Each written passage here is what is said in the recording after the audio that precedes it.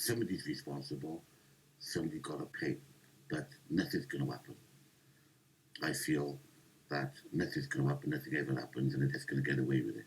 Tony Paris, one of the 3 men wrongly convicted of the 1988 murder of Cardiff woman Lynette White, has died. Mr. Paris, Yusuf Abdullahi and Stephen Miller, who became known as the Cardiff Three, were jailed in 1990 but cleared at the Court of Appeal. The real murderer, Jeffrey Gafoor, was convicted in 2003. On Sunday, Mr. Paris' family confirmed he had died, aged 65. His daughter said she would continue to raise awareness and fight for those who face injustice. She tweeted, "I can't believe I'm writing this. My dad, Anthony Tony Paris, has sadly passed. Anyone who knows me knows my dad is everything to me. It was me and him against the world. I will continue to raise awareness and fight for those who face injustice in his name. I love you, Daga." A subsequent inquiry into the original investigation led to the UK's biggest ever police corruption trial. 8 former South Wales police detectives were found not guilty when the trial collapsed midway through due to disclosure failings. The campaign to free the men by the Buttown community gained international recognition. Campaigners raised particular concerns over the way a confession was taken from Ms. White's boyfriend, Steve Miller. The campaign gained momentum, and 2 years after the 3 were sentenced, the Court of Appeal ruled that a gross miscarriage of justice had taken place. In 1992, the convictions of the 3 jailed men were quashed and they were freed. Mr. Paris lost his father just weeks before he was freed by the appeal court in 1992. Mr. Abdullahi died in 2011, aged 49.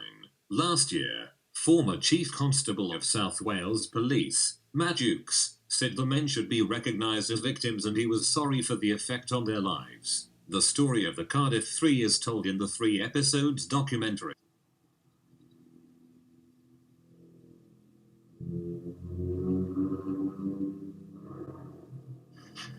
Innocent!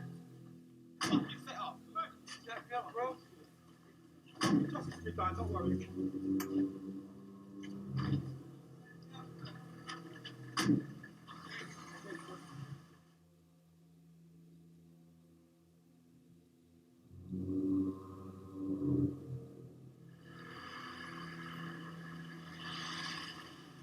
I never thought I was going to do life imprisonment.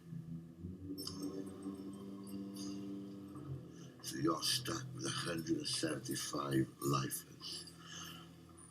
I had 8 terrorists, double murderers, triple murderers, every kind of maniac. I was scared. You can't run nowhere. You can't hide nowhere. Somebody takes a dislike to you, you're in trouble. Every morning that door opens and you hear that key rattling. You're like thinking, maybe they can let me go now. I knew I shouldn't be in prison. They picked up innocent people. The amount of pain, the amount of hurt, the amount of anger. How the F do you handle that? Honestly. Honestly. How do you do that?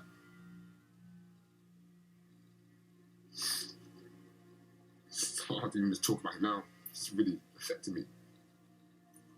I did come and see him. I remember Dad saying, "John, get me out of here." I was in Winston Green. I just wanted to get out of jail. Just get me out of here.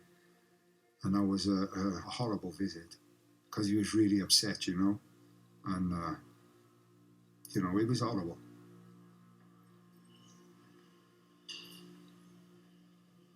Laying on my bed, the moonlight coming through the window, the bars are shining on the wall. They're thinking, if I killed myself now, it's done.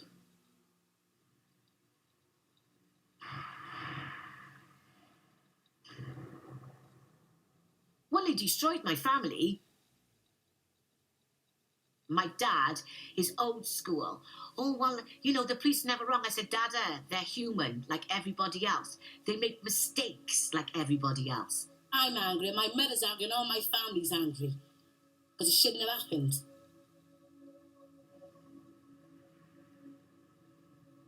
We used to go every week to visit him. I said, you're going to be okay. Don't worry about nothing. I ain't going to leave you in here. Don't worry. I said if I got to make noise for the rest of my life, you ain't staying in here. I know my family ain't easily in this place. The police picked on the wrong family, as simple as that. They should have picked on my lot. They will fight till doomsday for me to get out.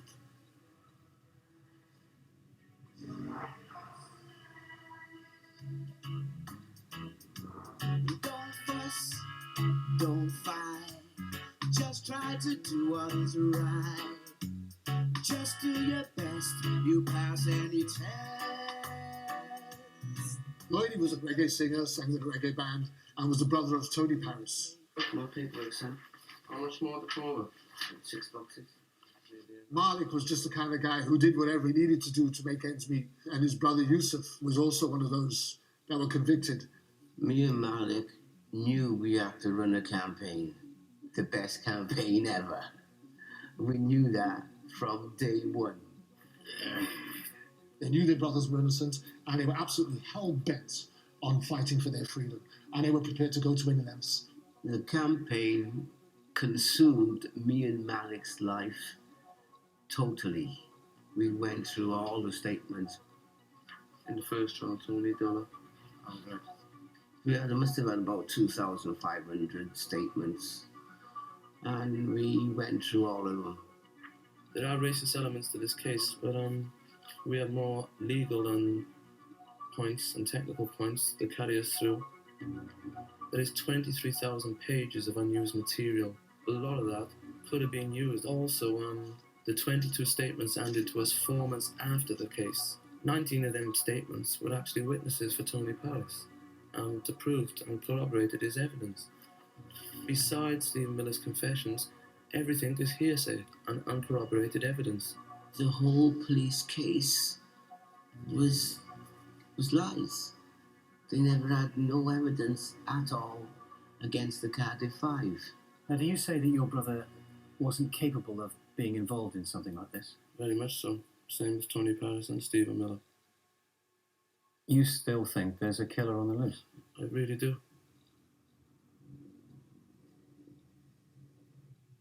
It's a hard slog from any conviction in the Crown Court to the Court of Appeal. There was no legal aid, no money then. We struggled. We did struggle. Do you know what I mean? Because we had to raise money, you know, to go to London and stuff like that. I wasn't free. None of us was rich. My children used to come home when I wasn't there. No one was on our side. No one. No one. Whether we went on a demonstration, whether we went to speak at a local engagement, we never got any positive coverage to support our campaign, as far as I can remember.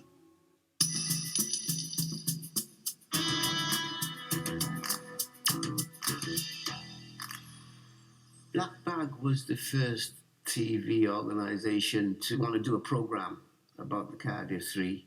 Black Bag was a programme projected to black people for black people on Channel 4. In tonight's programme, we re-examine the convictions of Yusuf Abdullahi, Tony Paris, and Stephen Miller, and reveal disturbing new evidence which casts doubt on the safety of those convictions. Black Bag came out of the riots, quite frankly, at the beginning and the middle of the 80s, the so-called race riots. By Sunday afternoon, the police were on the offensive. Now, the manner of their arrests may well have reinforced many prejudices which exist about them among the blacks. Before the riots, the mainstream narrative was that there is no problem with racism in this country. Black people have got a chip on their shoulder. It's because they're inadequate. And then the riots came up and all the evidence of the discrimination that young black people were suffering was exposed. And then the idea of institutional racism began to be taken that much more seriously. The Cardiff Three case was one of a number of cases that highlighted institutional racism. The first film that we did was called Butetown, the Bridge of the Boys. In a way, that title kind of sums up how we felt about that place. Butetown became world-renowned as Tiger Bay. It is physically detached from the rest of Cardiff. The area contains one of Britain's oldest black settlements, There is also a legacy of stigma. That bridge in Butte Town was like a dividing line. It was kind of, quite clear that you were walking into a place that had been cut off from the rest of the town. As an outsider looking in, you automatically think that this is a ghetto.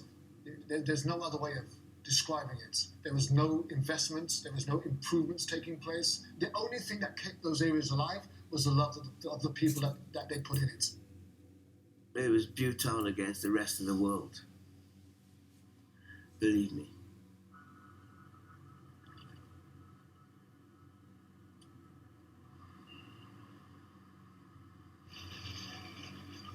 The police were describing Lynette White's murder as a ritual murder. Why would these 5 people, most of whom didn't know each other, come together to commit this ritual murder or this sacrifice on this woman who, what was their motive? Why would they do that? Why weren't these ritual murders happening all the time?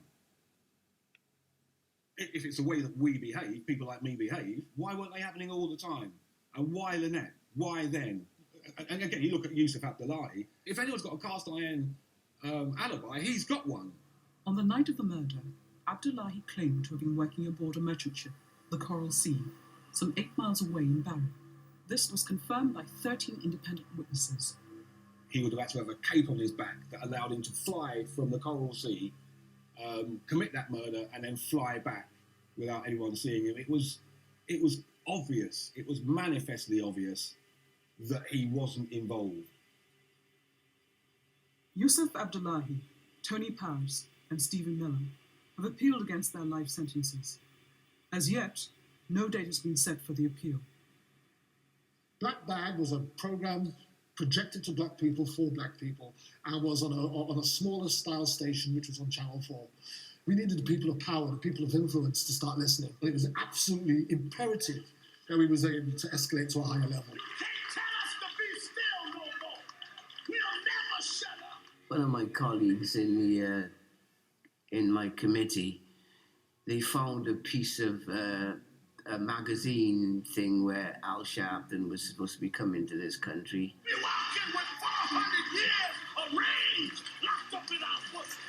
So we jumped on Al's carriage. We'll never back down. We'll never bow our heads in shame again.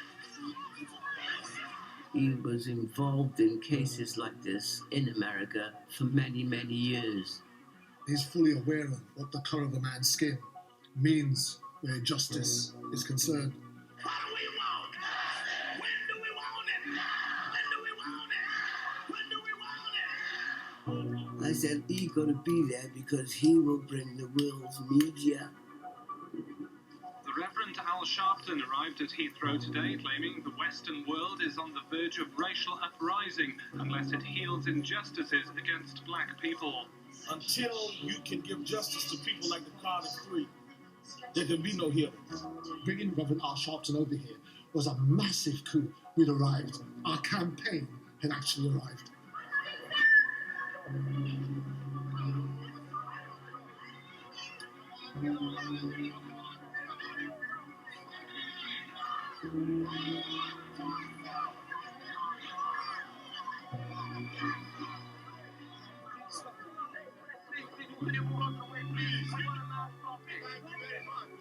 Flanked by his ever-present bodyguards, the Reverend Sharpton joined more than 300 supporters of the Cardiff Three campaign. It was a stage made for me, so to speak, But to be able to go out there and lead the marches, to be shouting and screaming out.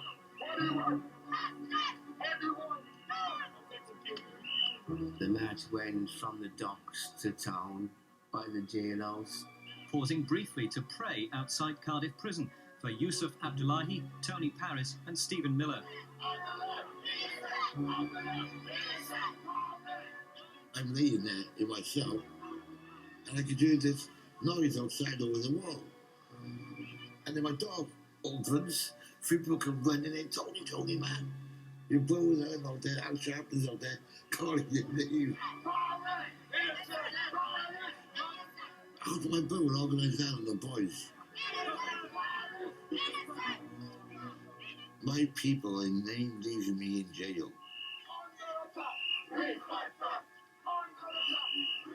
Sharpton, what was the point of We saying had that? a silent moment of prayer with the family. The three families are seeking justice, and the family had a private prayer to ask God to show mercy on a cruel and wicked system that has unfairly incarcerated a member of their family. What do you say that this presence is inflammatory outside the prison? Well, I think that if prayer is inflammatory, then you have to take that up with Jesus, not me. That was good. That was powerful. That was powerful. Yeah. After Al Sharpton came to Cardiff, it opened the campaign wide open. After the longest murder trial in British history, 3 men were sentenced to life imprisonment. But growing controversy surrounds the case, fueled by persistent allegations that the police investigation may have been flawed. I've never found an investigation so easy to do, because every time you pulled an apple out of the barrel, the apple was rotten. Everything we looked at was rotten. 3 key witnesses all came forward at the same time. They were a prostitute and close friend of the murdered girl, Leanne Vilday, Angela Psaila, another prostitute, and Mark Grommek, a petty criminal who lived in the flat above the dead woman. I found it very odd that Vilday and Psaila told me to get lost. Why don't you want to talk to him? All right. Thank you anyway, Miss Psaila. Thank you. I thought there could only be one reason for that. They were guilty of not telling the truth. Of the 3 witnesses, the most important was Leanne Vilday. Vilday claimed that she and Psaila had heard Lynette's screams in their flat across the road and had run the 70 yards to the house. We decided to put this claim to scientific test. We invited an actress into the murder flat. Highly sensitive listening equipment was then taken the 70 yards over the road and into the 3rd floor flat. Even with the flat window open, the scream was barely audible. It was clearly a lie. Every time we tested the evidence in this case, we found it wanting. It was clear that these men were innocent. Let me just say something here. I think when you frame a man for murder, you commit murder yourself, because you sentence him to a lifetime in prison, and you do worse than that, you let the real murderer go.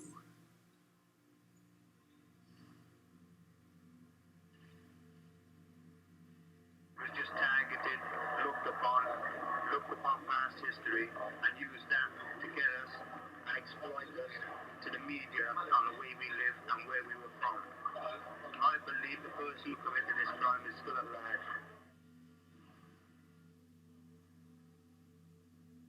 "18 months went past. Then 2 years went past.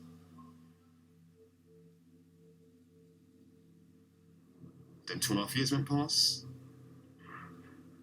Then 3. I said to myself, there is no way I'm going to leave me in it for 15 fucking years when I done effing nothing.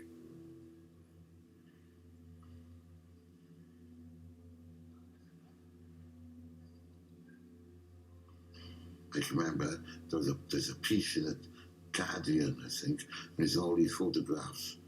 And with our campaign to use my face, I can remember I called the governor down, and he comes in my cell, sits on my bed, he don't even lock the door. He said, "Oh, Mr. Paris, I've heard about you." Then he says to me, "Lord Taylor has just been made Lord Justice Taylor, and he's going to have a meeting with him, and he's going to mention us." When he went there, tears in my eyes, I'm thinking to myself, everybody ain't bad out there. There's good people out there who will help you if they can help you and do the right thing.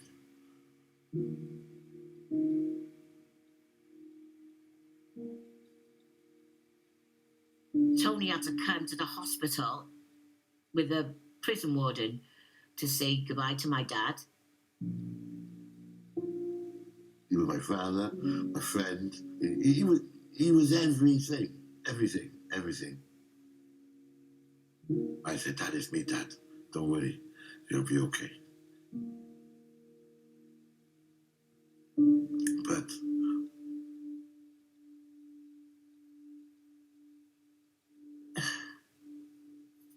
still hurts.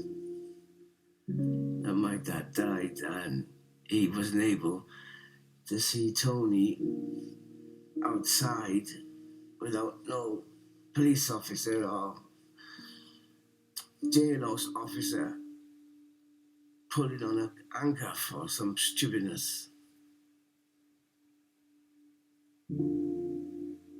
Take my word for it, that's what killed my old man. I'm broken. They took his boy away. Said he did something he didn't do. And we know it.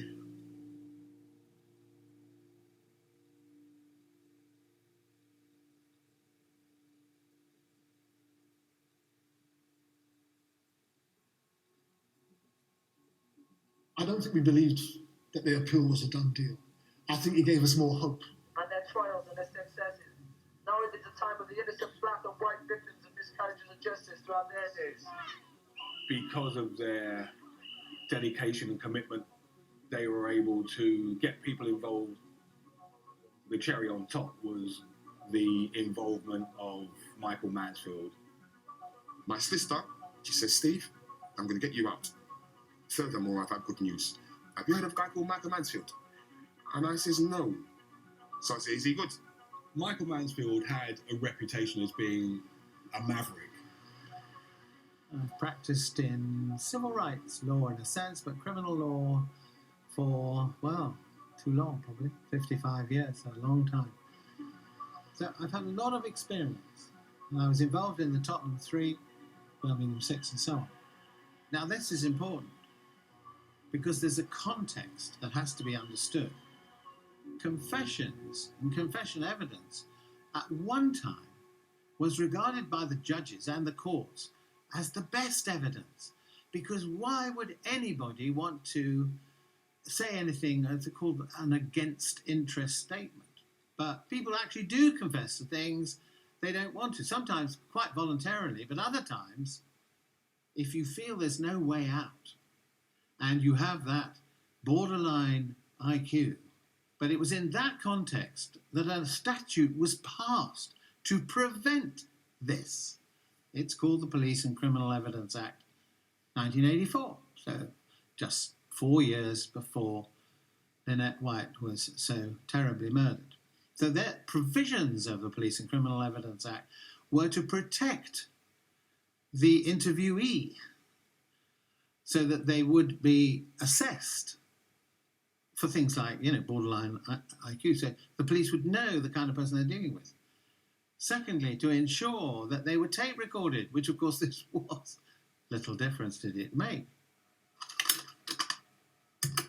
The date is the 7th of December of 1988. This interview is being tape recorded. So I always believe you have to go back yourself and examine the evidence. Number is 1526. And I started listening to the tapes that relate to Stephen Miller's interview process. You leaning over the body. I wasn't by the window. Because I wasn't there. You were there. Now, these are interviews that take place over 5 days. Say that you were there. And there are 19 interviews. 13 hours. And he denied being involved over 300 times. But they wouldn't have it. They could lock me up for 50 billion years. I said I was not there. Because you don't want to be there. I was not there. You don't want to be there. I was not there. If you the more I listened and the more I heard what was happening, the more incensed I can remember feeling. I was not there. You were there. I was not there. You've told us a pack of everything we've said to you of witnesses and all. And so how do you know they're not lying? How do you know they're not lying? Why should they lie? Why should I lie? Why should they lie? Why should I lie? Why should they lie? Because they want the whole truth coming out of this terrible, awful crime. I mean, if they do this on a tape, God knows what they do off a tape. You were there, a terrible murder of your so-called girlfriend, and you couldn't care. As far as I'm saying, I'm not doing no bad for nobody, right? I told you everything. I'm not committing to nothing what I haven't done. When I know I wasn't there. What happened here was horrendous. He's vulnerable, Stephen Miller. He has a borderline IQ, which means he's aged, possibly mental age 10 to 11, reading age 9. But the extraordinary thing about the interviews was there was somebody there. there was somebody called a solicitor. I'm not going to name the person, but he wasn't there for the first 2 interviews, but he was for the remaining 17. Something that stayers say it positively. The extraordinary thing is, he virtually said nothing. You might have had a mouse in the corner for all the good it did. It may sound very straightforward now to describe all this, and you think, well, of course you're going to win that. No. We entered the Court of Appeal often believing we weren't going to win. However, I thought, once I can get this out, very few ordinary human beings, of which the Lord Chief Justice was one, are going to think that this is a fair way of interrogation.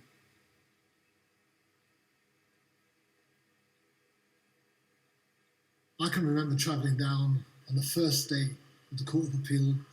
There was a whole minibus full of us, and there's this big, huge, prestigious building. I'd never been in it before, and it was definitely white. There was absolutely nothing black about that Court of Appeal, I can tell you that. I met Mike Mansfield in a cafeteria in the appeal courts, and he was telling us a little bit of strategy stuff. And that's when he first mentioned that he was going to be using tape 7. Now you've got to remember that tape 7, only a small bit was played in the original trial, but this was going to be the first time that we were all going to hear that tape in its entirety. And believe you me, when that tape was played, you could hear a pin drop. It was silent in court. I'm under pressure. You lot don't realise I'm under pressure. Yeah. Now I'm come back down here. You lot are giving me pure pressure, right? You're not saying that I was there, and I know I wasn't there, and that's all I've got to say. I've got nothing else to say. You were there. I wasn't there. As last of them, I got nothing else to say. You were there because the answer says you were there. My statement, what I gave to Inspector Powell, that's what I didn't know anything. I don't know nothing. I'm a 22-year-old sitting down in the police station. They put me in this room and just started flinging things at me. Allegations after allegations after allegations. I mean... No, I did not say that. I said I don't know if I stayed at closing time. Sight on the door? Well, nobody going in or out because he's a big bugger. He was there. He was trying the door. No. He was trying to get in to see who was there for you. No. There was Dora there. No. That's wrong. There's Ronnie Acty there. That's wrong. It's not wrong. That is wrong. It's not wrong. Look at me.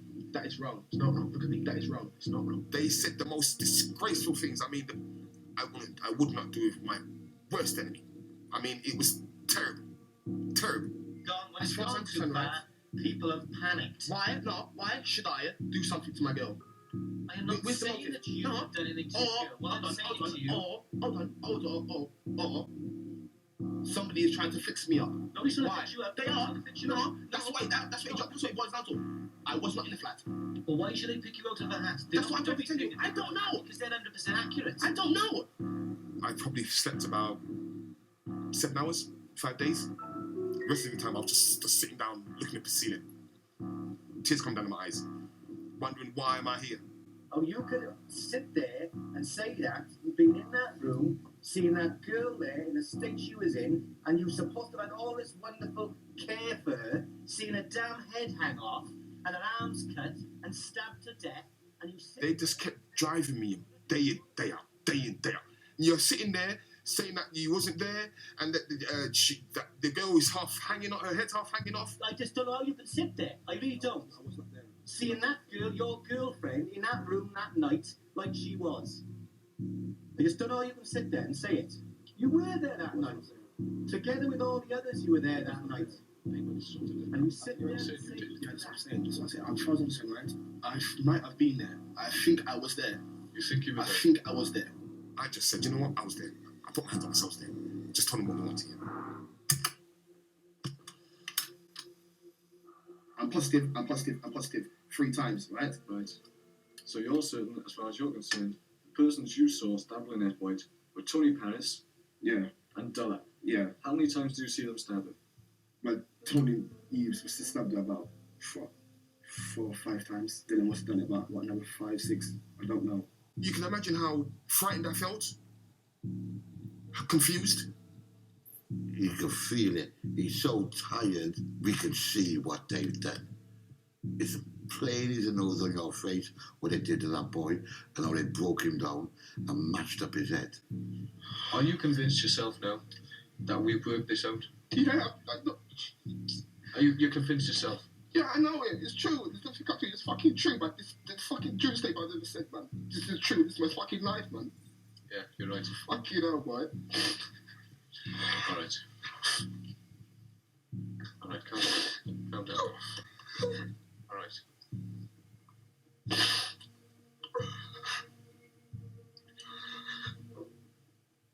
There was a little boy crying out. He had no support. He had no defense, and he had no help. Stephen, I can see the state you're in. I'm sorry for you again. I'm sorry for you all the way through. I think you trust us, don't you? Yeah, I do. We've got to be able to walk out of here now. We have got to be able to say to every other officer investigating every other person that we know the truth. That's the fucking truth, man. I ain't got nothing to say. That's the fucking truth. I felt like a prisoner of war. That's how I felt like. They just took me off the streets. Should have done this. Hold on, can you cut?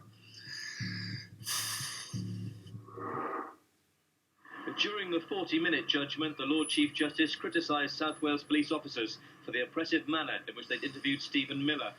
Lord Taylor said the tape showed obvious oppression, and had the judge in the original trial heard it, he was sure he would have ruled it inadmissible as evidence. Short of physical violence, it's hard to conceive of a more hostile and intimidating approach by officers to a suspect. He could not believe it. And he said in terms that he never wanted to see something like this happen in the courts again.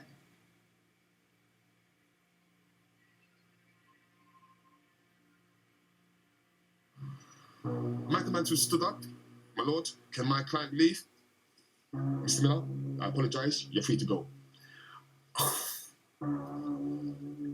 Tony's Pharisees barrister stand up. What about Mile? He's free to go. I just looked at Tony, we just hold each other like this, squeezing each other's hand like this. And we looked at Della, and they said, what about Mr. My client? He's free to go. You guys are free to go. I apologise. We went up onto the chair. We went up. I go out the door. I don't. They might change their mind. I'm running. I want to run out of there, man. Freedom! This way. Let's pass, please. Let's pass. Stephen, what will you do when you get... Hold on, give us some space, please. Let's come through. Ain't civilized. Give them some space. What's the matter with that? Give them some space, please. Give us some space. I was in my house and everybody was screaming, Rosie, Rosie. I said, well, Tony's out. What do you mean? And then it's put the telly on, put the telly on, put the telly on, me and my brother. And there he was coming out, my brother Lloydie. Cardiff Three just been free. Da da da da. I go, yes! I'm so happy. Brilliant. And the next minute, it's all like press outside my house, and yeah. I'm happy.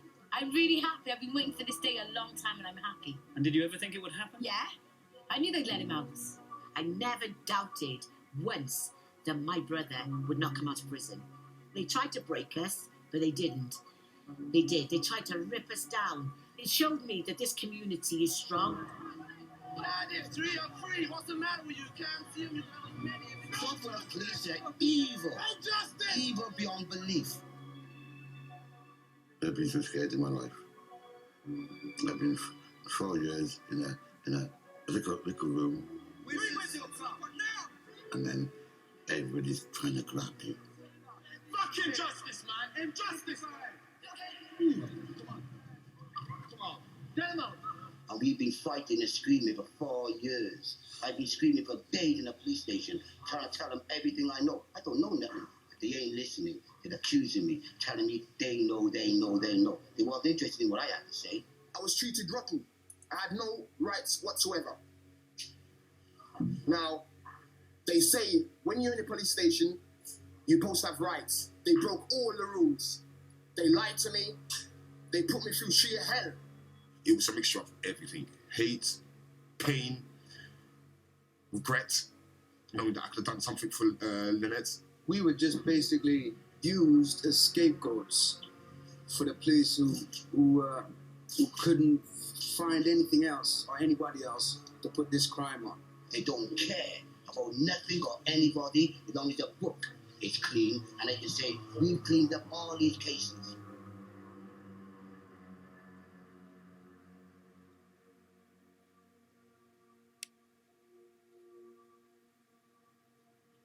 Oh, it's wonderful. Oh, my God.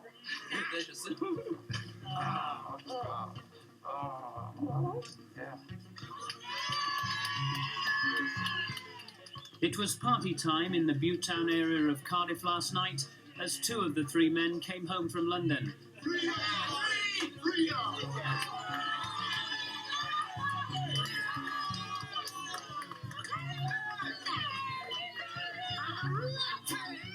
Yeah, my mother's happy and my sister's happy. And everybody's glad I'm home. I'm happy tonight. You know, earlier on when they said he's coming, I said no. You know when I believe he's coming? It's when I see him come through that door. That's when I believe he's home, yeah. Right? That's when I believe. I was really upset, but I'm happy now because he's out, because I knew he was going to come out. I've been telling everybody for the 2 years I've been out here that he was innocent. A lot of people didn't want to believe me or, you know, want to listen to what the papers were saying, what the police were saying. No lies. What does it mean, the Court of Appeal's judgment of quashing the conviction? Well, the one thing it doesn't mean is that you're innocent. They're not finding you not guilty. What they're saying is there's a flaw in the trial, basically. So that means you can walk a free man or woman, but, of course, it hasn't entirely cleared you. The problem with that is that police forces, if they feel they've got the right man, are not going to back down. Regrettably, I think that the criminal justice system at the present time is hell-bent on leaving victims suffer and letting villains tread all over them. It's a sorry state of affairs, and I feel very sorry for the British public at large at the present time.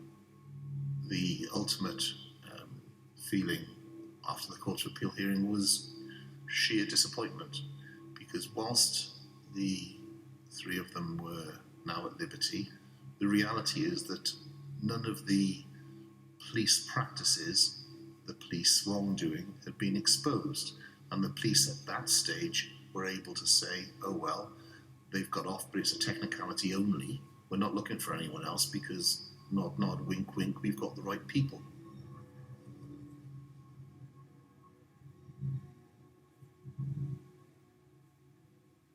We know there is a killer still out there. We know it's not our boys, and we will prove that beyond a shadow of a doubt.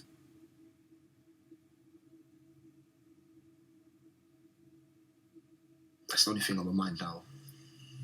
For once they catch the right person has gone down for this crime, and Lynette could rest in peace, and her family could have a clear mind about us.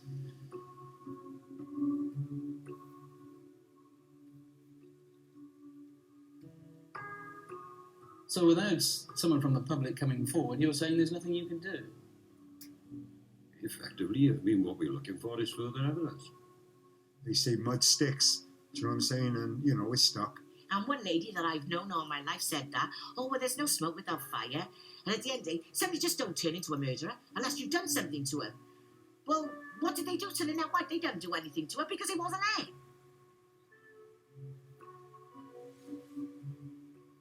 She plants that seed and people out there, yeah, they done it, why would South Wales Police lie? It's just terrible. You know, being classed as a murderer.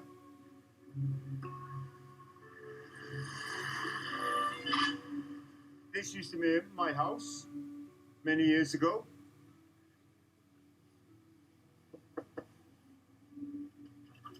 Hello, my friend. Thank you very much. Okay. Thank you. Yeah, this was my house here. I used to live here. And then everything broke down. Family life went completely out of the window. And then there was one night I was sitting in here in my living room. I heard a knock on the door. Come out. I hear someone saying, John, John. I looked out of the window, and then you had Lynette White's father outside with a shotgun pointing at my front door. I thought, oh my God, this guy's trying to kill me. The front door's open, it's not even locked, the lock wasn't even on. And all he had to do was open the door. I was there. I was dead.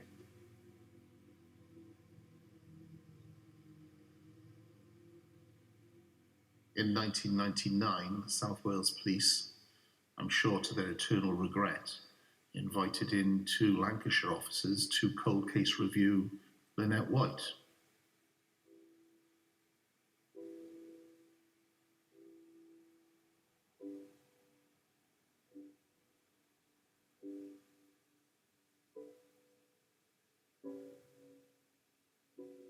People in the force still thought that those who were arrested were those responsible.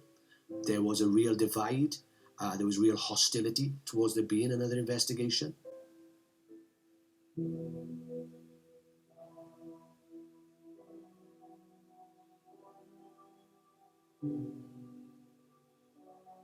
what struck me very, very early on, there was so little direct evidence towards the original guys.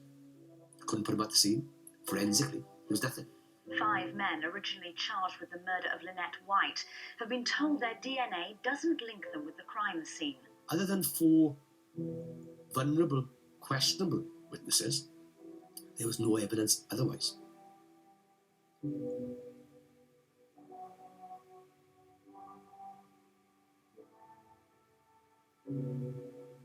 Clearly it wasn't this young man. He had his profile. His dad was dead, but his uncle was still alive. And that was Jeffrey Gafoor.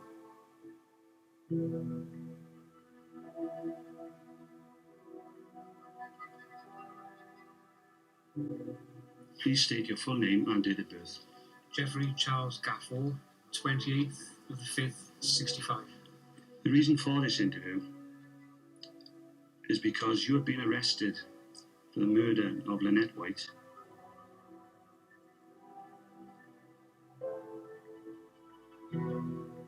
Just after 10:30, Jeffrey Gafoor stood in the dock as the murder charge was read out to him. There were gasps and cries from a packed public gallery as his voice rang out across court number 2. Guilty, he said. This was always a punter murder, a client. It was always a punter. But the thought of 5 people and Vilday and Psaila taking part in a ritual killing, when you think about it, is almost unbelievable, which of course it was. A punter, you can't do what you got to do, don't want to do it, want his money back, he don't give me his money back. And this goes from bad to worse. You murdered someone over £30 because what? Why didn't you just leave it with the £30? That's not a lot of money. Jeffrey Gafoor. He's a monster.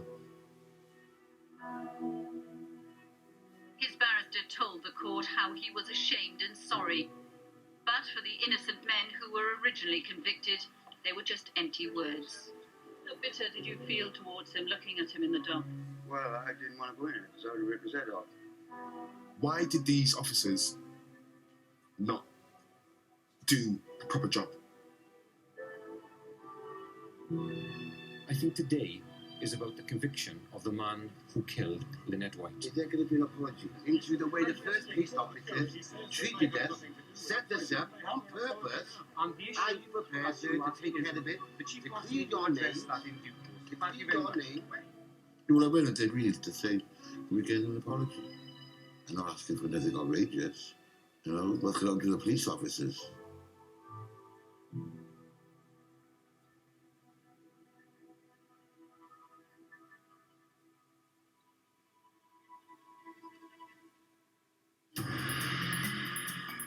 I'm sorry that they went to prison for something they didn't do. Hopefully the majority of the public will see us for what we are. I don't think anyone in South Wales ever thought the real killer would be found. But that was the only competent piece of police work in the whole sorry saga, to be quite frank with you.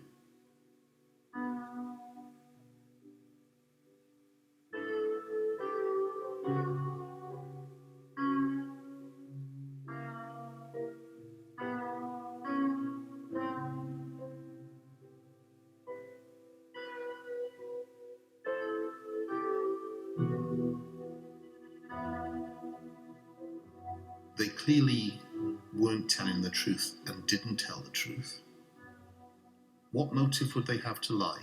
How did it come about that they told those lies and were prepared to go through that hell? That's the question to be answered.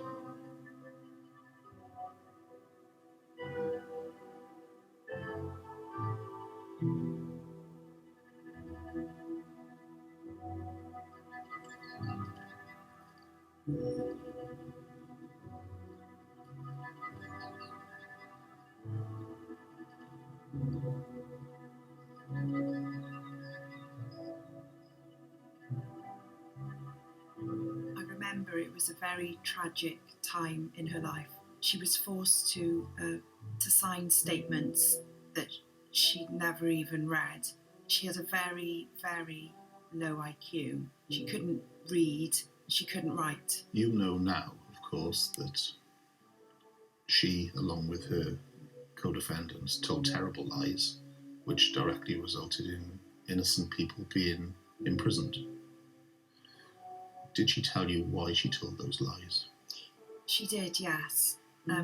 She's told me she was forced to sign a statement and tell those lies, coerced by the police. It was easy for them to make her believe something, meaning that she was interrogated to the point of being broken. And the words she used in court, they're words that wouldn't come out of her mouth. She has a heart of gold. She's not racist at all. She grew up in a very multicultural family. She went to prison for 18 months. What effect would you say that the experience of the original court case and her imprisonment has had on her and her life? She's just a shell of a person. She's become a very lonely person.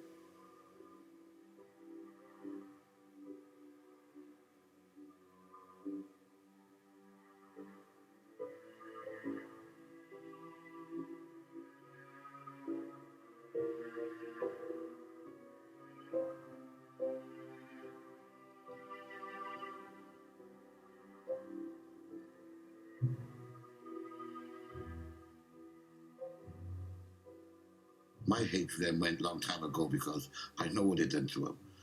They got bullied. Same as Miller got bullied. Same as they bullied us. We all got bullied. I know the police made them lie. I know the threat they put the young lads under, threatening their kids to put them in the homes. And you know what they do to black kids in the homes, don't you? These are babies. These girls don't know. They might be working girls, but they don't know about pressure. And what? We're supposed to hate them? No, who wants hate? I can't do that. Well, I don't care what anybody thinks. That's just me. It's not fair. In court, on behalf of Leanne Vilday, and I'm just going to read it out to you because I don't want to miss anything. I said to the judge, the sheer wickedness and dishonesty of the police and the remorseless systemic corruption in this case is difficult to believe, but it's true beyond a doubt, and it is accepted by the prosecution. It would be an utter scandal if no police officers were brought to trial and conviction.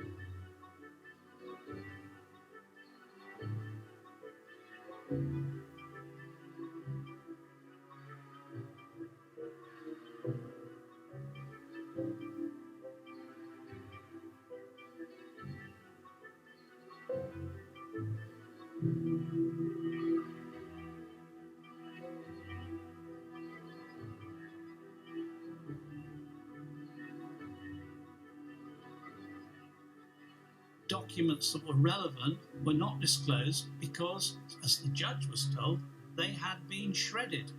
But what happened? I think it's strange. I think it's only a matter of weeks, 2 weeks later, they find the documents. Well, am I mad, or? It was all right. Tell them to fucking throw that out, you know, with evidence. Do you know what I mean? With evidence. But our case had no fucking evidence, but he didn't throw that out.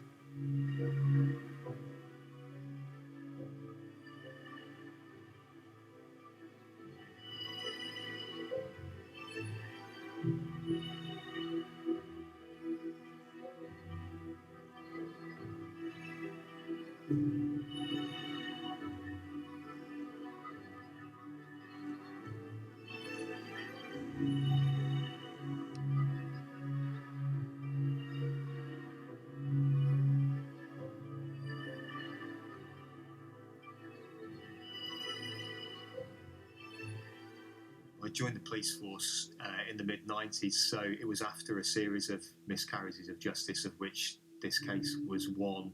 In this case, you know, I have to recognise the Cardiff Three and the 5 originally arrested as victims. It is, of course, important to say there are lots of other people tragically affected by this case, individuals who were involved in the investigation, individuals who were witnesses. I'm sorry for the effect that the actions of South Wales Police collectively and the criminal justice system had on the 5 who were arrested. You know, I'm sorry for the effect that it's had on their lives. The organisation, its professionalism, its candour is different now than it was. I think every age has its own challenges, and our expectations now about the way we conduct ourselves and our investigations are not only so very different, but they're also exposed to so much more scrutiny. And I really do think it is a time for listening, but it's also a time for acting. It's a time for the whole of the public sector and the whole of wider society to recognise that racism is still very real in our communities, and to recognise that the disadvantage experienced through the criminal justice system, particularly by black communities, is real and present and stands to be addressed. But we have a unique responsibility. We carry extraordinary powers, and so I would expect, and I know that will remain a huge focus for South Wales Police.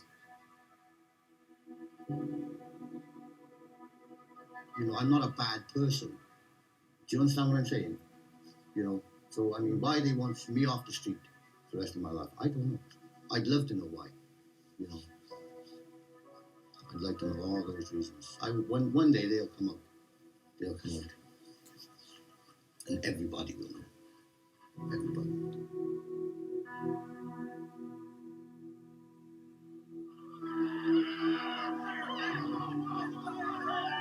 I think for maybe the first year or two, Ronnie was okay, but after he'd split up with his girlfriend, the mother of his child, he had a flat, he lost the flat. And that's when he stayed in a shed. He lived in a shed for 7 years. And he went into a deep depression.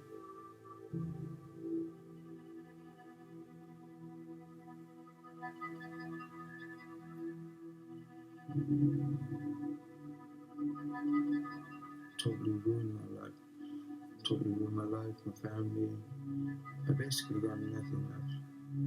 Yusuf initially wanted to be an active campaigner.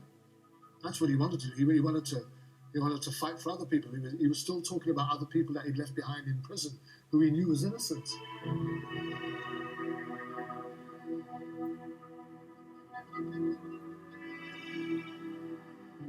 He died alone.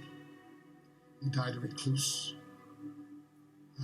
His life had been turned upside down through this horrific event.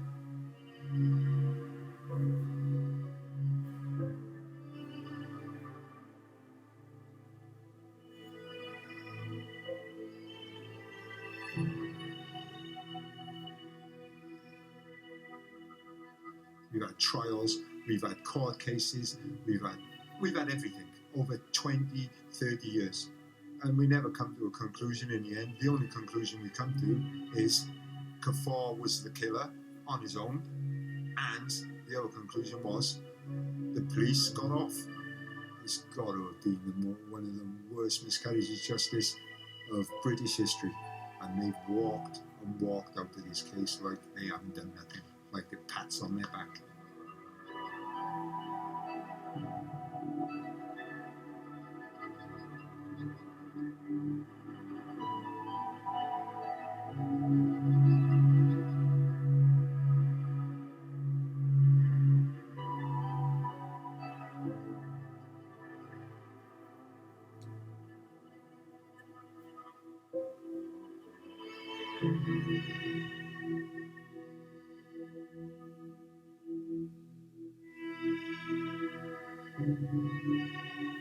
Have you ever used the phrase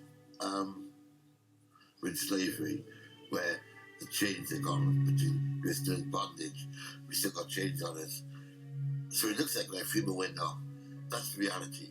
That's true, the way I see it. We're not free.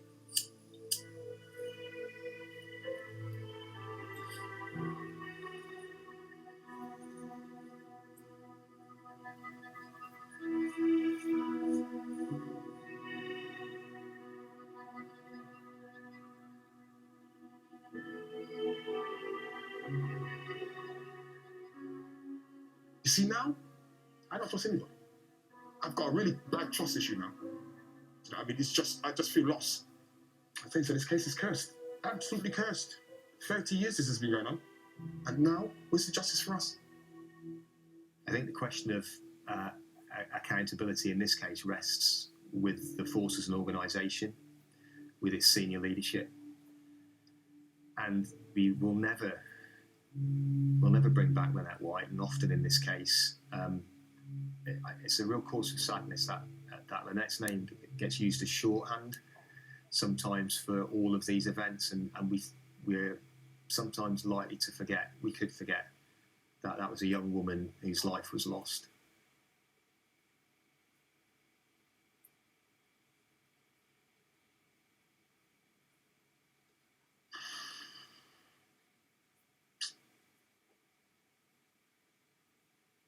Poor Lynette, God rest her soul.